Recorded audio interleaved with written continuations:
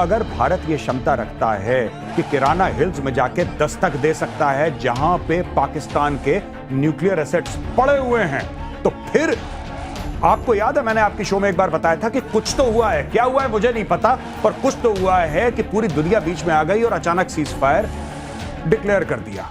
Nuclear युद्ध हुआ कि नहीं, यानी कि हमने न्यूक्लियर स्टोरेज फैसिलिटी डिस्ट्रॉय की कि नहीं, क्योंकि यह सवाल सबसे ऊपर मन में चल रहा है और कई तरह की रिपोर्ट्स आ रही हैं। आज टॉम कूपर जो कॉम्बैट एविएशन के एक्सपर्ट हैं, हिस्टोरियन हैं, उन्होंने कहा कि एंट्री और एग्जिट दोनों भारत ने डिस्ट्रॉय कर दिया। ये किराना हिल्स के पास था, वहां से स्मोक दिखने की सैटेलाइट विजुअल्स भी है, आधिकारिक नहीं है, सरकार के द्वारा नहीं है, लेकिन हैं और सोशल मीडिया पर बहुत लोग इसके बारे में बात भी कर रहे हैं, वेस्टर्न प्रेस भी।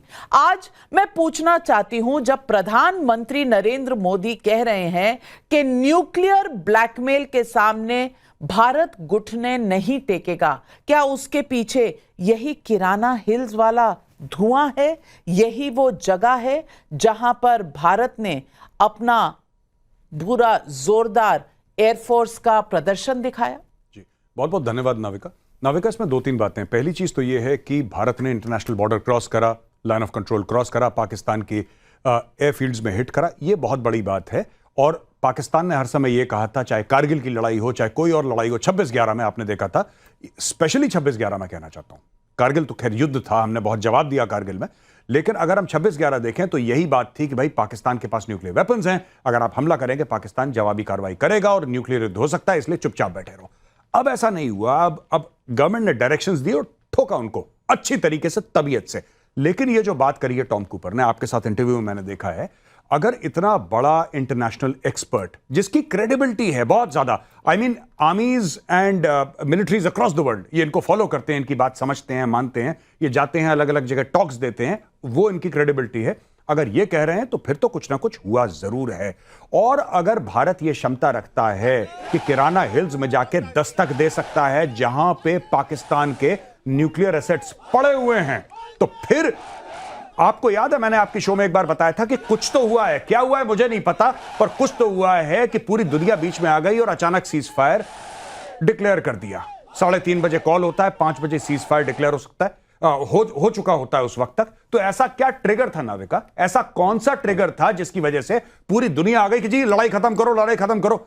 वरना अगर पाकिस्तान हमें हिट करने की कोशिश कर रहा है और हम पाकिस्तान को ठोक रहे हैं, कुछ दिन पहले ही जेडी वैंस ने कहा था कि हमें 2 रुपए का फर्क नहीं पड़ता है, आपको जो करना है करो, it's none of our business, he said that on record, and suddenly Trump बीच में आ जाता है। ऐसा क्या था जिसने अमेरिकन को स्पूक कर दिया? ऐसा क्या था जिसने पूरी दुनिया को हिला के रख दिया और अचानक लोग बात करना शुरू कर दिया कि भाई सीज फायर करो, अब नहीं? और यहां पे पाकिस्तानी सोशल मीडिया, मेरे पास पुष्टि करने के लिए कोई प्रूफ नहीं है इसका, लेकिन पाकिस्तानी सोशल मीडिया पे लोग क्लिप्स डाल रहे हैं और ट्वीट कर रहे हैं कि हमें बोला गया है कि उस इलाके के 100 किलोमीटर तक का एरिया आप खाली कर दीजिए, आप हटिए यहां से।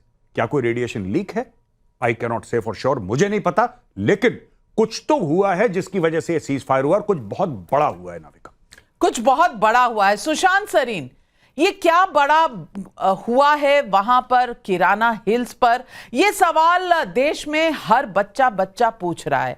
मैं इसलिए पूछ रही हूं क्योंकि हमारे जो एयरफोर्स के डीजी थे, उन्होंने कल मुस्कुराते हुए कहा, जब ये सवाल पूछा गया तो उन्होंने बहुत मुस्कुराते हुए कहा, AK भारती साहब ने, कि किराना हिल्स में है न्यूक्लियर स्टोरेज। अरे आपने बताया तो पता चला, हमें तो पता नहीं था।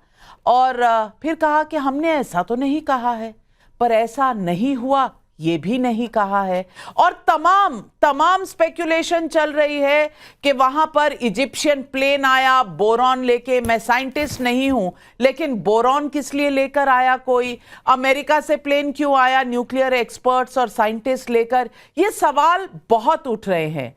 और जो सबसे बड़ा सवाल कि न्यूक्लियर ब्लैकमेल हम नहीं सहेंगे, और ये आनन फानन में DGMO पाकिस्तान ने DGMO भारत को फोन कर दिया, हाय बचा लो अल्लाह, इसका कोई तो कारण रहा होगा। क्या यही अटैक जो सरगोदा एयरपोर्ट, जो बिल्कुल उस न्यूक्लियर स्टोरेज फैसिलिटी के पास है? नाविका देखिए, कहीं ना कुछ आग तो है जो इतना धुआं निकल रहा है। अब वो आग किस चीज की है मैं सक्षम नहीं हूं ये बताने में। अगर एयर मार्शल साहब नहीं बता सके तो मैं कौन होता हूं बताने वाला। अ, और लेकिन लेकिन कुछ ना कुछ तो हो रहा है। और वो क्या हो रहा है वो एक एक तरीके का उसके ऊपर एक चादर पड़ी हुई है।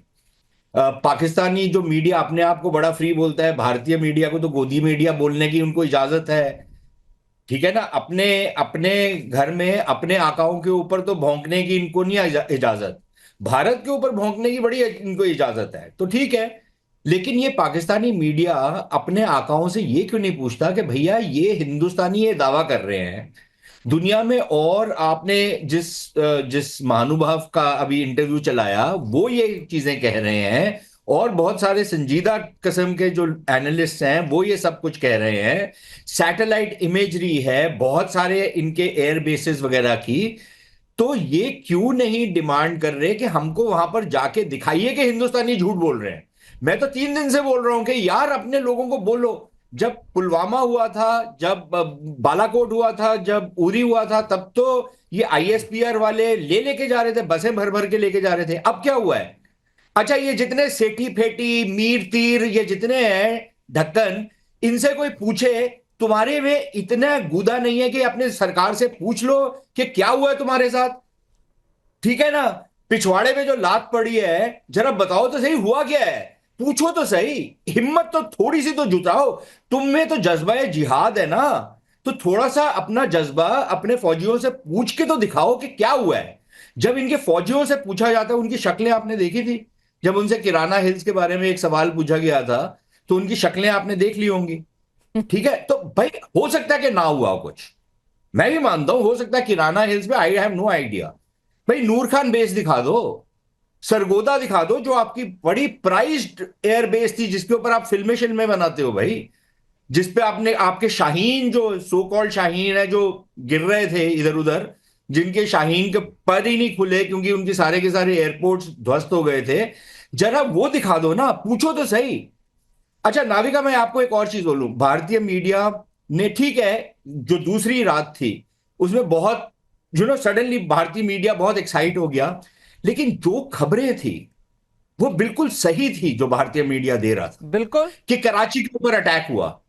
ठीक है, अच्छा अब भारतीय मीडिया में बहुत लोगों को पता नहीं है कि कराची के कंटोनमेंट सिर्फ बंदरगाह नहीं है, कंटोनमेंट भी है।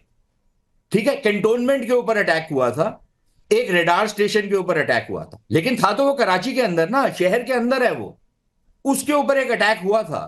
तो अगर भारत का मीडिया उसको कहीं से खबर आई थी कि कराची के ऊपर अटैक हुआ, तो media jump the gun by saying बंदरगाह के ऊपर अटैक हुआ, क्योंकि सब लोग यही समझते हैं कराची के बारे में।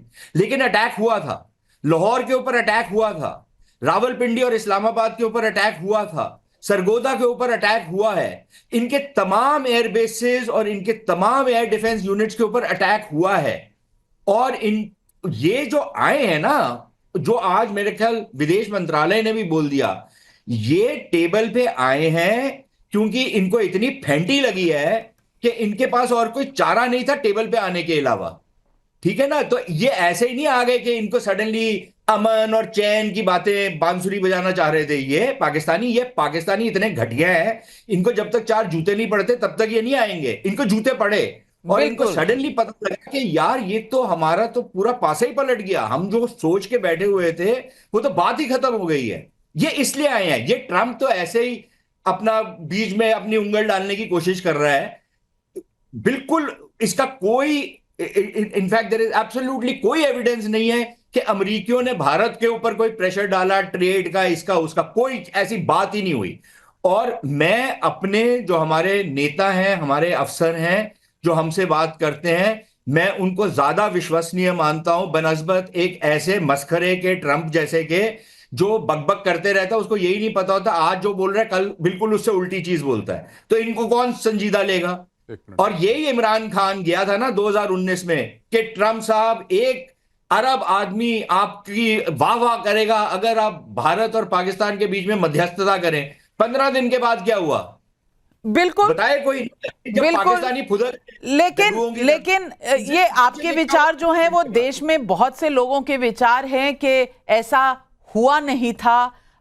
शायद अमेरिका कहीं ना कहीं ज्यादा क्रेडिट ले रहा है।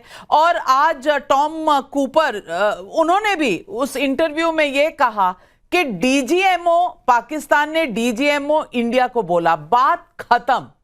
उसमें बाकी कौन एक्टर्स थे, कौन अपनी पॉलिटिक्स कहां कर रहा है, उससे हमें कोई लेना देना नहीं। लेकिन फोन डीजीएमओ पाकिस्तान से डीजीएमओ भारत के पास आया, यानी कि पाकिस्तान त्रस्त हो चुका था। और एके भारती जी ने यह भी कहा था, एयर मार्शल एके भारती जी ने, उन्होंने कहा था भय बिन होए ना प्रीत। तो भय हुआ तो ये प्रेम, ये अमन, ये सारे डायलॉग याद आने लगे पाकिस्तान को। लेकिन सुधांशु त्रिवेदी जी, मैं पूछना चाहती हूं दो चीजें। एक, सिंदूर डॉक्ट्रिन एक नया बनकर आ गया है कि अब टेरर और आतंक, स्टेट एक्टर कौन है, आतंकवादी कौन है, इसमें कोई फर्क नहीं किया जाएगा। यह सिंदूर डॉक्ट्रिन एस्टैब्लिश हो गया। न्यूक्लियर ब्लैकमेल से भारत डरने वाला नहीं है, यह भी क्लियर हो गया। लेकिन आज प्रधानमंत्री जो आदमपुर के एयरबेस पर गए हैं, मैसेज क्या था? क्योंकि पाकिस्तानी तो कह रहे थे कि वो एयरबेस डिस्ट्रॉय हो गया है, S-400 डिस्ट्रॉय हो गया है, उन्होंने एयरक्राफ्ट गिरा दिए। MiG-29 भी खड़ा था, S-400 भी था, और एयरबेस पर प्रधानमंत्री ने चलकर भी दिखा दिया पूरी दुनिया को कि एक बाल भी नहीं बांका हुआ, एक कौवा भी नहीं पर मार के गया। तो ये संदेश अगर बाहर की दुनिया को जा सकता है तो यहां विरोधी पार्टियों को क्यों नहीं जा रहा? देखिए, इन दोनों बातों का उत्तर देता हूं। पहले मैं थोड़ा लाइटर नोट पे बात को शुरू करता हूं। अभी सुशांत जी ने भी बहुत तरीके से पाकिस्तान के बारे में कही। तो नाविका जी, मुझे याद आता है 1990 के दशक की एक हिंदी मूवी थी जिसका मुझे नाम नहीं याद आ रहा है, जिसमें शक्ति कपूर बना हुआ जो हर बात पे वो डायलॉग बोलता था, मेरे तन्ने चक्कू है, मेरे तन्ने चक्कू है, सबको धमकाता रहता था। और लास्ट में वो चक्कू होने के बावजूद उसकी कायदे से पिटाई हो गई थी। तो आज ऐसा लगता पाकिस्तान के साथ वही स्थिति हो गई कि वो मेरे तन्ने न्यूक्लियर वेपन है, मेरे तन्ने न्यूक्लियर वेपन है, और उसके बाद भी जाके उनका सब एयरबेस वगैरह सब डिस्ट्रॉय कर दिया गया। Now coming on the serious point जो गौरव आर्या जी ने कही, अगर केवल 24 घंटे पहले यूएस वाइस प्रेसिडेंट जेडी वांस ये कहते हैं कि this is none of our business, जो इंडिया पाकिस्तान में होना है होने दो, अचानक 24 घंटे में ऐसा क्या हो जाता है कि यूएस प्रेसिडेंट के अनुसार भारत ने कोई बात नहीं की, बकौल यूनाइटेड स्टेट्स ऑफ अमेरिका उन्हें परमाणु युद्ध का खतरा नजर आने लगता है। और यह यूएस प्रेसिडेंट का स्टेटमेंट है। जो आपके लाखों दर्शक सुन रहे हो, उन्हें जरा सा अपना कॉमन सेंस यूज करके सोचना चाहिए कि 24 घंटे पहले अमेरिका का यह स्टेटमेंट है कि इससे हमें कोई मतलब नहीं, और 24 घंटे के अंदर उसे परमाणु युद्ध का खतरा नजर आने लगता है। अब आइए आप तीसरी बात, थोड़ा इस एंगल को उससे कनेक्ट करिए। पाकिस्तान में अमेरिकन फौजें रह चुकी हैं, तो पाकिस्तान के अंदर क्या है, कितना है, किस जगह पे क्या पोजीशन है, उन्हें पता है। आपके दर्शक भूल गए हो तो मैं याद दिला देना चाहता हूं कि जो अफगानिस्तान में एयर रेड्स होती थी, उसके लिए पाकिस्तान के किस एयर बेस से अमेरिकन प्लेन्स टेक ऑफ करते थे? जकोबाबाद। यानी जकोबाबाद सबसे सेफेस्ट में से माना जाता था। और सरगोदा के बारे में तो अभी हमारे दोनों विशेषज्ञों ने बताया ही, और जो नूर खान एयर बेस है। अब आप यह समझिए कि इसका मतलब मैंने सिर्फ इसलिए बताया कि अगर जकोबाबाद में उन्होंने इतने साल तक फ्लाइंग की है तो उन्हें सब कुछ पता होगा। और देखिए, दोनों विशेषज्ञ यहां बैठे हैं तो उनसे ज्यादा तो मैं नहीं जानता, पर मैं इतना जानता हूं, दर्शकों को भी समझना चाहिए कि जो न्यूक्लियर वेपन्स रखे होते हैं ना, ये लोडेड नहीं रखे रहते हैं। इसमें एक चीज कहीं और रखी रहती, दूसरी चीज किसी दूसरी जगह रखी गई थी। यानी वेपन दूसरी जगह होता है, फ्यूज दूसरी जगह होता है, या डिलीवरी सिस्टम दूसरी जगह होता है। आम भाषा में समझिए कि लोडेड राइफल नहीं रखी रहती है, गोली कहीं और रखी रहती है, राइफल कहीं और रखी रहती है। जब जरूरत हो तो राइफल में लोड करते हैं। ये इसलिए नहीं रखा जाता किसी एक का दिमाग ना खराब हो जाए कि वो बटन दबा दे, जैसे आप कहते हैं ना, लोडेड राइफल लेके चलो, कोई ट्रिगर दबा दे और वहां पे लड़ाई शुरू हो जाए। तो हो सकता है अमेरिका को यह बात पता हो कि कहां पर फ्यूज है, कहां पर वेपन है, कहां पर डिलीवरी सिस्टम है। और अमेरिकन सैटेलाइट्स, इस मामले में तो मानना पड़ेगा कि सैटेलाइट टेक्नोलॉजी में वो तो चाइना से बहुत आगे। वो ऊपर से स्पेस से आपका चेहरा पहचान सकते हैं, आपकी गाड़ी का नंबर पढ़ सकते हैं। तो हो सकता है उन्होंने उन लोकेशंस पर जो वो पहले से जानते थे वहां पर कोई चीज उनको पता लगी हो और तब पाकिस्तानियों ने गुहार लगाई हो, जो प्रधानमंत्री जी ने कहा, और उसके बाद उसने कहा हो कि तुम बात करो। यानी अगर हम नॉर्मल भाषा में कहें कि पाकिस्तान ने कहा दद्दा बचा लो, तो दद्दा ने कहा बचुआ माफी मांग लो। तब उसने फोन किया और टाइमलाइन आप देखिए, 1 बजे के आसपास उन्होंने डीजीएमओ को कांटेक्ट करने का प्रयास किया। 3:35 पे उनकी बात हुई। भारत सरकार ने 4 बजे अनाउंस कर दिया कि 5 बजे प्रेस कॉन्फ्रेंस होगी। 4:45 पे अमेरिका के राष्ट्रपति का ट्वीट आ गया। अब इस टाइमलाइन को देखें तो समझ में आता है। और मोदी जी ने जो करके दिखाया उसे एक लाइन में कहूंगा, एक तो पाकिस्तान को आईना दिखाया, और नाविका जी पाकिस्तान को आईना दिखाने की जरूरत नहीं है। ये जो हमारे यहां बैठे हुए अमन की आशा का कबूतर उड़ाने वाले लोग, इनको आईना दिखाने की बड़ी जरूरत थी कि उन्होंने आदमपुर एयरबेस पे जाके जो दिखाया, तो मोदी जी ने दिखा दिया कि उन्होंने खुद ये बता दिया कि मैं वो हूं कि वो पथ क्या पथिक कुशलता क्या, जो पथ में बिखरे शूल न हो, नाविक की धैर्य परीक्षा क्या, जो धाराएं प्रतिकूल न हो। और एक मामले में मैं कहना जरूर चाहूंगा, भारत की सेना बहुत मजबूत है, भारत की सरकार मजबूत है, भारत की जनता का मनोबल बहुत मजबूत है, पर एक मामले में पाकिस्तान हमसे मजबूत है। आप कहेंगे वो क्या? पाकिस्तान में सत्ता पक्ष हो या प्रतिपक्ष, कोई वहां की सरकार और वहां की सेना के खिलाफ नहीं बोल रहा है। भारत में एक नहीं अनेक नेता बोल रहे हैं, अनेक सोशल मीडिया इन्फ्लुएंसर आए बाएं साएं बोल रहे हैं, उनके लिए जिसका कोई प्रूफ नहीं है वो कर रहे हैं, से नो टू वॉर कर रहे हैं और जाने क्या क्या करने का प्रयास कर रहे हैं। तो मैं कह रहा हूं इस मामले में, और यह दुर्भाग्य रहा है देश का कि मतलब मोहम्मद गोरी के जमाने से भी कोई ना कोई जयचंद बैठा रहता था, जब सिकंदर आता था तो कोई अंभी बैठा रहता था, जब अंग्रेज आते थे तो कोई मीर जाफर बैठा रहता था। तो मैं एक पंक्ति में मैं कहूंगा, किसी का नाम लेके नहीं कह रहा हूं, दर्शक आपके समझ जाएंगे कि कहनी है एक बात मुझे इस देश के पहरेदारों से, संभल के रहना अपने घर में छिपे हुए गद्दारों से।